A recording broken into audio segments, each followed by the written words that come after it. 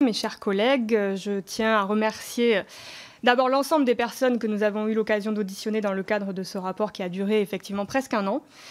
Je tiens pour ma part à remercier en particulier Marina Mesure, qui, en plus d'être députée européenne, est rapporteure fictive sur la réforme du marché au Parlement européen pour le groupe La Gauche.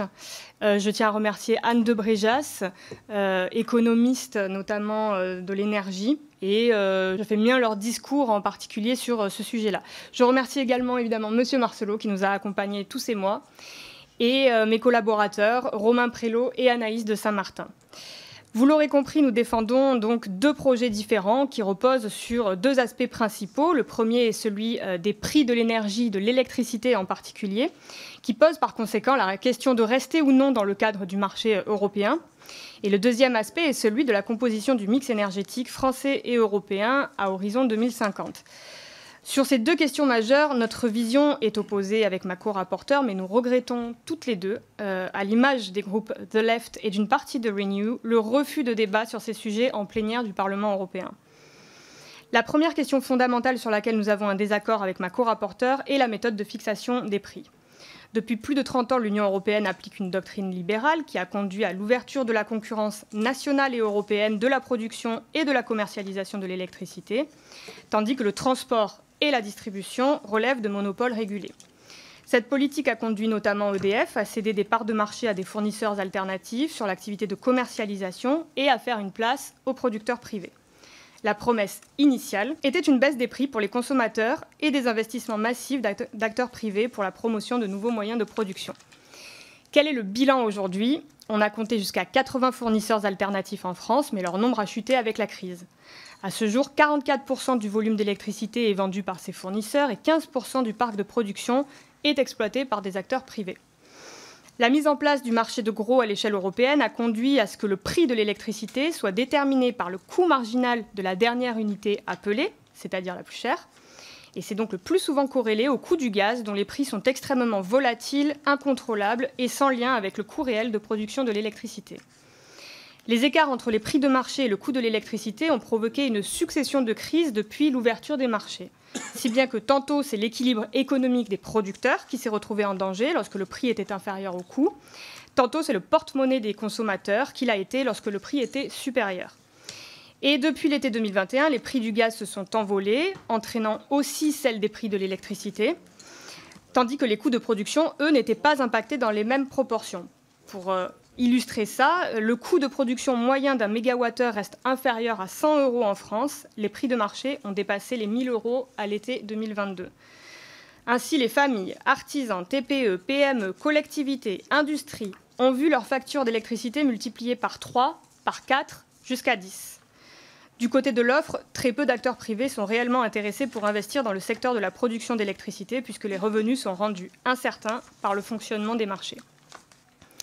Au-delà du marché de l'électricité, d'ailleurs, les seuls à avoir tiré profit des règles libérales et de la très timide taxation des superprofits sont les grandes entreprises, comme Total, qui a vu ses profits augmenter de 41% en 2022 par l'exploitation de ressources fossiles et par les bénéfices tirés de la guerre en Ukraine.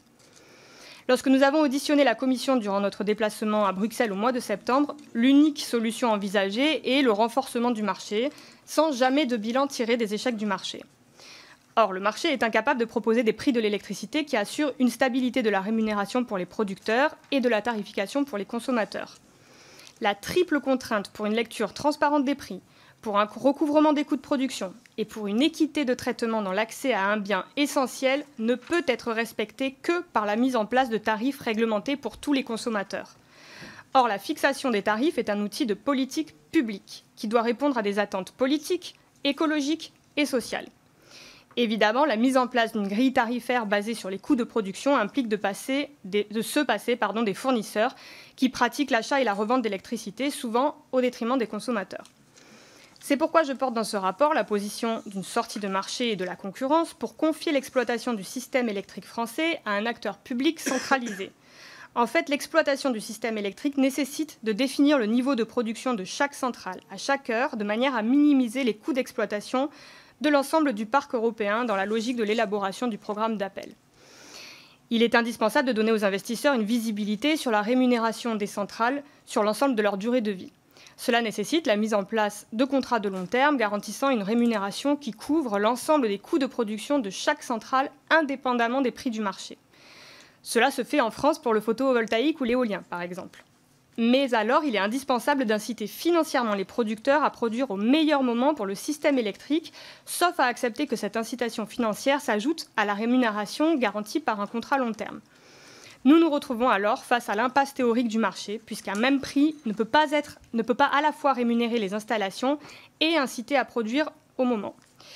Cette inadaptation du marché a des conséquences sociales, économiques et en termes de capacité à mener la nécessaire transition énergétique. Dès lors, l'exploitation du parc par un acteur centralisé à l'échelle européenne disposant des informations complètes sur le parc permettrait d'optimiser l'utilisation du réseau et la coordination des centrales. En réalité, sa mise en place à l'échelle française permettrait déjà d'améliorer cette optimisation sans pour autant remettre en cause ni la solidarité européenne, ni les choix des autres États membres, contrairement aux arguments qui sont souvent avancés pour dissuader d'une sortie du marché. Et pour cause, les interconnexions existaient déjà avant la mise en place des marchés. Et j'ajouterai que la France n'a pas connu d'évolution majeure des volumes exportés depuis l'ouverture au marché. Enfin, cette solution ne peut être mise en œuvre immédiatement qu'à la condition de déroger aux règles européennes, ce que plusieurs pays de l'Union européenne font ou ont déjà fait face au fonctionnement du marché. Sortir du marché n'est donc non seulement pas synonyme d'autarcie, c'est la solution la plus protectrice pour l'ensemble des consommateurs, avec la possibilité de rétablir des tarifs réglementés de vente calculés selon les coûts de production et de réseau. Au contraire, la solution prônée par la Commission européenne et en cours de discussion va à l'inverse de cette solution et libéralise encore un peu plus le marché en restreignant davantage encore le recours aux tarifs réglementés de vente et en encourageant la décentralisation de la production pour affaiblir encore un peu plus l'opérateur historique. La deuxième question de la composition du mix énergétique n'est pas nouvelle, elle a fait l'objet de plusieurs débats à l'Assemblée et dans plusieurs commissions. Ce n'est pas un secret, à la France Insoumise, nous souhaitons sortir le plus rapidement des énergies fossiles. Je défends dans le rapport l'idée d'un mix énergétique basé à 100% sur les énergies renouvelables. Plusieurs scénarios envisagent la faisabilité de ce mix, négawatts à l'horizon 2035, RTE le plus souvent à l'horizon 2050, l'ADEME à l'horizon 2050. En parallèle, l'eurocarénage et la construction de nouvelles centrales nucléaires représentent des sommes colossales qui pourraient être investies dans la recherche et la construction de nouvelles sources de production d'électricité, l'éolien onshore et offshore, le solaire, mais aussi la géothermie, par exemple, les énergies marémotrices, pour prendre un autre exemple, autant de pistes qui sont écartées systématiquement lorsqu'on les amène dans le débat public.